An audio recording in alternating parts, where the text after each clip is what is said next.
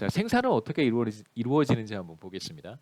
생산 함수를 우리가 가정을 하는데요. 계속해서 사용했던 규모 수익 불변, constant returns to scale, 컵더글러스 프로덕션 펑션을 우리가 가정을 하겠습니다. 그래서 굉장히 보편적으로 사용하는 생산 함수고요. 뭐 유니크한 생산 함수는 아닙니다. 거시경제학에서 매우 보편적으로 사용하는 생산 함수고요. 여기에서 생산되는 Y는 이제 생산량을 가리키는데 어떤 재화의 생산량이냐면 이제 철근의 생산량을 가리키는 것이고, 즉 A는 총 요소 생산성 혹은 그냥 생산성 또는 경제학자들에 따라서는 멀티팩터 프로덕티비티라고 부르기도 합니다. 그래서 A는 여기에서 변하지 않는 일정한 값을 갖는 것이라고 간주할 텐데, 우리가 6장에 넘어가서는 A가 어떻게 결정이 되는지를 또 보도록 하겠습니다. 여기에서는 주어져 있다고 가정을 하고요. 자, K는 생산 활동에 철근을 생산하는 데 사용이 되는 자본 스탁이고, K는 뭐 예를 들어서 철로가 될 수 있고 혹은 제철소가 될 수도 있습니다. 그래서 철근을 생산하기 위해 활용하는 자본 스탁인데, 이 자본 스탁을 증축하기 위해서는, 늘리기 위해서는 우리가 생산한 다시 철근을 사용을 해야 됩니다. 그래서 아까 말씀드렸듯이 얘가 철이고요. 철을 이용해서 철을 생산하는 그런 경제를 우리가 이제 마이닝 경제라고 부르고 이야기를 그렇게 한번 만들어 본 것입니다. 그리고 마지막으로 L은 광산과 제철소에서 일하는 이제 마인랜드 국민이다, 이렇게 볼 수 있겠죠.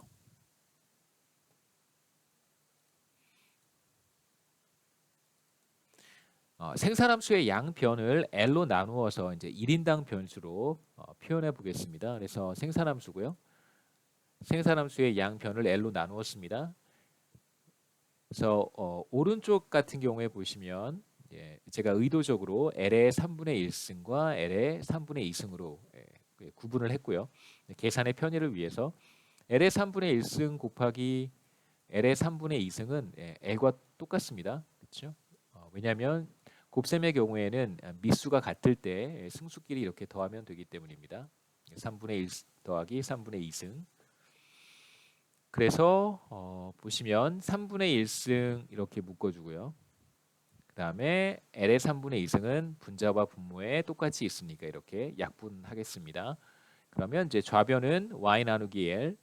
자, 이것을 우리가 스몰 y라고 쓰고 스몰 y라고 하겠습니다. 죄송합니다. 스몰 y라고 하겠습니다. 그 다음에 A 생산성 그대로 있고요.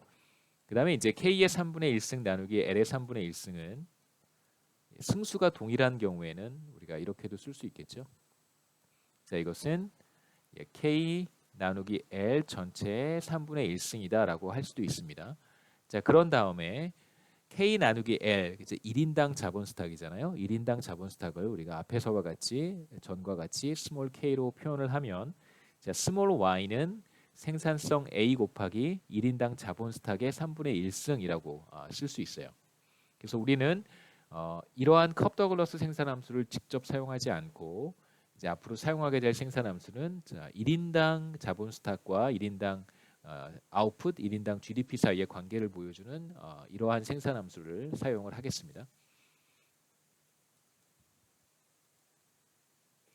자, 어느 한 해에 생산한 모든 철근을 이제 Y라고 한번 해보죠. 한 기간 동안 생산된 철근. 자, 모든 철근은 이제 반드시 민간 부분에서 소비를 하거나 혹은 민간 기업들이 투자를 하거나 혹은 정부가 사용을 하거나 이제 해외로 수출이 됩니다. 그래서 우리가 생산과 생산 측면에서 본 GDP를 Y라고 한다면 지출 측면에서 본 GDP를 이렇게 표현할 수 있죠. C 더하기 I 더하기 G 더하기 NX라고 표현할 수 있습니다. 자, 이제 저는 뭐 제가 가끔 농담 반 진담 반 뭐 말씀을 드리지만 저는 이렇게 정부가 큰 걸 별로 좋아하지 않고요. 정부는 작을수록 좋다고 생각하기 때문에 마인랜드에는 정부가 없다라고 하겠습니다. 그래서 정부 지출은 제로가 되고요. 그 다음에 이제 우리는 두 번째 가정으로 폐쇄 경제라고 하겠습니다. 마인랜드는 이제 폐쇄 경제다. 그래서 클로즈드 이카노미라고 가정을 하게 되면 대외 부문과의 다른 국가들, 다른 경제와 교류를 하지 않는, 교역을 하지 않는 그런 경제다 이렇게 가정하는 것입니다. 그러니까 수출 수입 이런 게 없는 것이죠. 그다음에 이제 화폐 거래도 없고 외환 거래도 없고 실물 거래도 없는 그런 국가를 우리가 closed economy 혹은 폐쇄 경제라고 부릅니다. 반대되는 개념이 open economy죠. 오픈 이코노미. 사실 한국 경제는 이제 오픈 이코노미고요.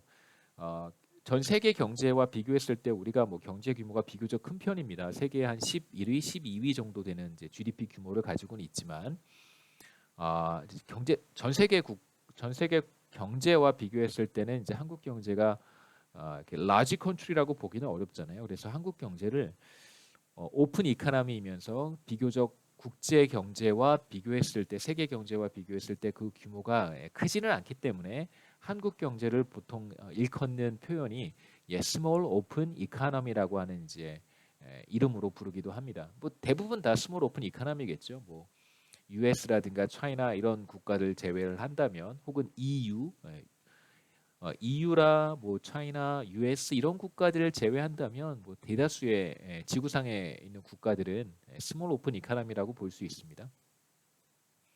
자, 그러면 NX도 없겠죠. 순수출도 제로가 됩니다.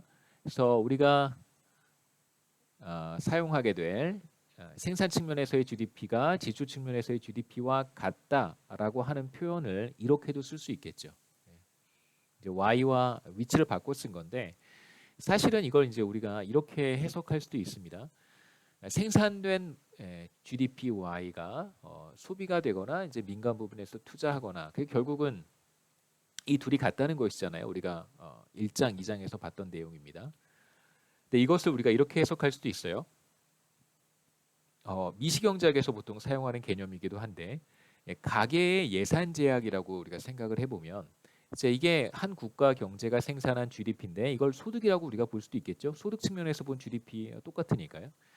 그래서 한 국가 경제의 소득은 반드시 소비와 투자의 합보다 작거나 같아야 돼요. 그러니까 한 국가 경제 내에서 민간 부분이 소비하는 총 소비와 기업들이 투자에 활용하는 리소스들을 더했을 때 이것이 한 국가가 생산한 GDP를 초과할 수는 없겠죠. 초과해서 쓰려면 반드시 리소스를 해외 부문으로부터 빌려와야 되는데 지금 우리는 클로즈드 이코노미를 가정을 했기 때문에 해외 부분에서 리소스를 빌려올 수 없습니다. 그렇다면 이제 우리가 이런 식을 굳이 뭐 부등호를 쓰지 않아도 괜찮은데 개념적으로 그렇게 해석할 수 있겠죠.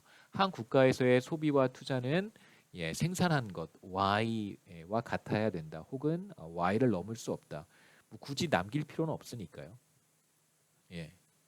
그래서 우리가 이러한 의미에서 그러니까 물론 이건 지출 측면에서의 GDP와 생산 측면에서의 GDP가 같다라는 것인데 우리가 이것을 뭐라고 해석할 수 있냐면 자원 제약식의 개념으로 해석할 수 있습니다. 제가 조금 전에 말씀드린 것처럼요.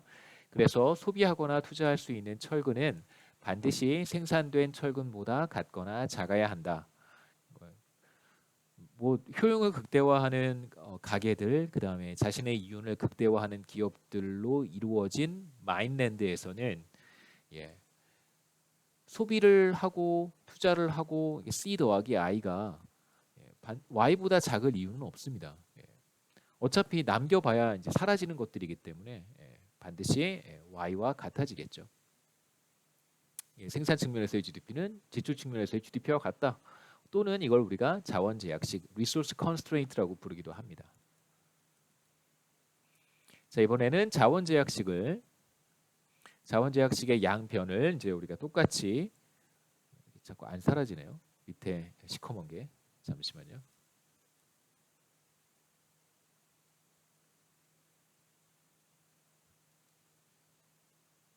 네, 이렇게 하면 사라지나요? 네, 사라졌습니다. 똑같이 이제 양변을 L로 나눠 보겠습니다. 여기도 L로 나누고요. 그래서 L로 나누는 것이죠. 그래서 consumption을 L로 나누었고 투자를 L로 나누었고요. 이제 Y를 L로 나누었습니다. 그래서 각각을 small c, small i, small y로 표현을 하고 small c는 1인당 소비, small i는 1인당 투자 이렇게 부르겠습니다.